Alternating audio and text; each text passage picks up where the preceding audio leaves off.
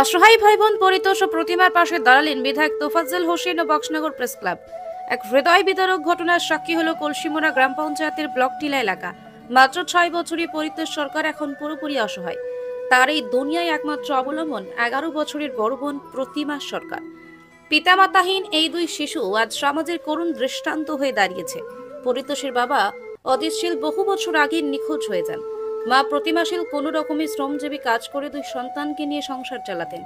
কিন্তু নির্মম ভাগ্যের পরিহাস, গত সোমবার পহেলা বৈশাখ সংক্রান্তির দিনে হৃদরোগে আক্রান্ত হয়ে তিনিও মৃত্যুর কোলে ঢলে পড়েন। ফলে দুই ভাই বোন একেবারে দিশেহারা হয়ে পড়ে।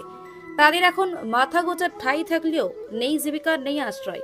এই মর্মান্তিক ঘটনার খবর পেয়ে বক্সনগর এলাকার জনদরদী বিধায়ক তোফাজ্জল হোসেন দ্রুত তাদের পাশে দাঁড়ান।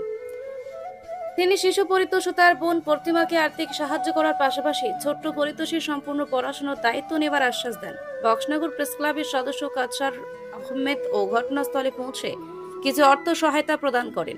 বিধায়ক তোফাজ্জল হোসেন বলেন, এই সন্তানদের পাশে থাকা আমাদের সামাজিক ও মানবিক দায়িত্ব। আমি চেষ্টা করব যেন পরিতোষের পড়াশোনা অব্যাহত থাকে এবং সে সুন্দর ভবিষ্যতের স্বপ্ন দেখতে পারে। বর্তমানে ভাই বোনটি মানবিক সহায়তার অপেক্ষা করছে।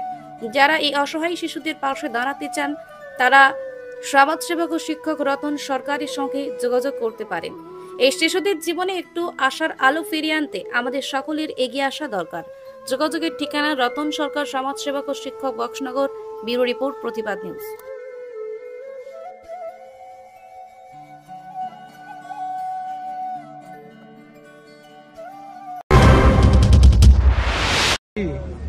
তোর নাম কি? বাড়ি কোন জায়গা?